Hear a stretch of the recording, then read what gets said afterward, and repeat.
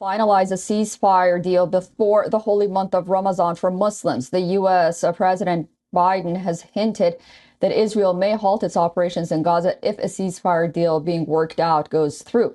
However, Hamas has refuted these claims as being premature, and Qatar, a key negotiator, has refused to confirm any such development. Speaking on the Israeli operations in Gaza, the U.S. President Joe Biden appreciated Israel's efforts to evacuate Palestinians from Rafah before it intensifies its operations in the south.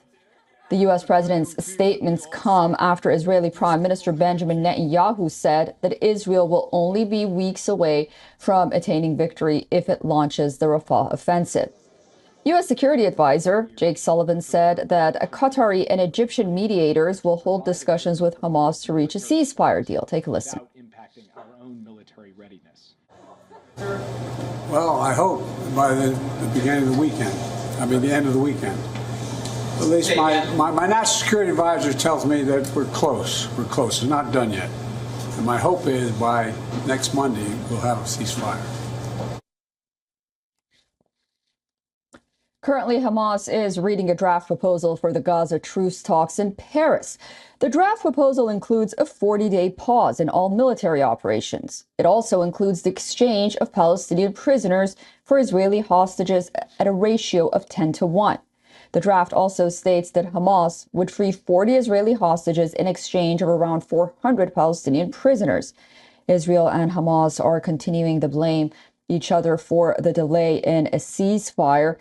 The Hamas chief, Ismail Haniyeh, with Qatar's Emir, Sheikh Tamim bin Hamad Al Thani, they met each other and said that his group had embraced efforts to find an end to the war. However, the Hamas official accused Israel of stalling while Gazans die under siege.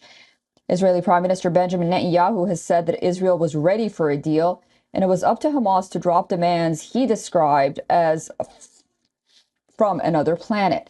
Meanwhile, Israel's $500 billion economy has taken a hit during the more than 4-month-old war against Hamas in Gaza, during which thousands of people have left the Israeli workforce and gone to serve in the military. This, as the Israeli Prime Minister Benjamin Netanyahu is facing immense pressure from the Israeli public to free the more than 100 hostages captured by Hamas in Gaza, which includes the bodies of those believed to have been dead. All right, for more on this, we are being joined by retired Colonel Rich Outzen, Senior Fellow at the Atlantic Council and the Jamestown Foundation. He's joining us live from Washington, D.C. Rich, welcome back to WION, and thank you so much for joining us. What is the significance of this ceasefire deadline before Ramadan, which is the holy fasting month for Muslims, and how does it impact the negotiations between Israel and Hamas? Well, Susan, it's good to be with you. I think the importance of the timing here works at about 3 different levels. The first level is that Ramadan has traditionally been a time of ceasefires and fighting involving majority Muslim countries. There would be a symbolic step towards peacemaking that would be intensified by the fact that it's a Ramadan ceasefire as opposed to happening at any other time. So I think that there's, from the perspective of certainly President Biden, and to a certain extent both the Israelis and the Qataris, an interest in showing that there's a sincere desire for peace. I'm not sure Hamas shares that as much.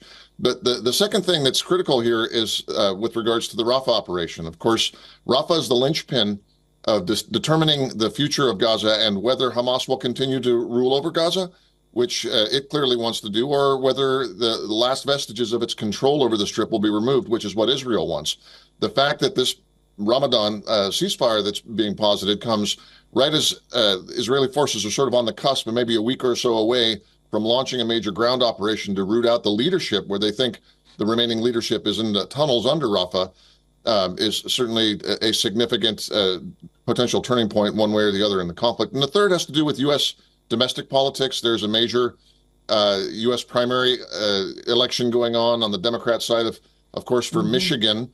The voters have a choice of voting for Biden or essentially returning ballots saying uncommitted, which would be a major show of meh or lack of support on the Democratic side. There's a lot of people on the far left, the progressive side of the Democratic Party, that are skeptical of or angry at Biden for the generally pro-Israel stance he's taken during this conflict. So there's some thought that he's pushing this hard out of domestic considerations for this primary election. Right. And of course, Michigan, with that very vibrant Arab American community and progressive activists, as you mentioned, leading this charge. A powerful Congresswoman, Rashida Tlaib, there. So we'll be watching those primaries very closely. But this draft proposal for Gaza's troop that's being talked about in Paris, do we know how it plans to address the issues of prisoners on the one hand and military operations on the other? And why is it that Prime Minister Netanyahu says that Hamas's demands are out of this world? What is Hamas asking for? Do we know? Well, I think what negotiators might call the zone of potential agreement will be that Israel ultimately doesn't want to stay in the urban centers in Gaza. It wants to withdraw to some sort of a security perimeter. And if it still has targets that need prosecution, so to speak, they will go into urban centers and then pull out. This is sort of what they do in the West Bank. So they can agree to that. Ultimately, the Palestinian side can agree to that as well, or will have to, I think. So the issues then are timing and why. What would be out of this world for Hamas would be to expect that Israel will agree to never go into Rafah and will essentially promise to leave the residual Hamas leadership intact. And Israel's simply not going to do that. They can wait 30 days or 40 days. They will probably do this. Something they can agree to is a prisoner exchange, even at these rates of 5-to-1 or 10-to-1. This is sort of par for the course with regards to how this conflict has gone over the years. But what Israel is committed not to doing is to allowing the masterminds of the October 7th attacks to stay hunkered down under Rafah and then come back out and rule Gaza when this is all done. All right, retired Colonel Rich Outzen, thank you so much for that thorough analysis. We'll be, of course, watching this story very closely, and I look forward to speaking to you again very soon. Thanks. Thank you, Susan. For all the latest news, download the WION app and subscribe to our YouTube channel.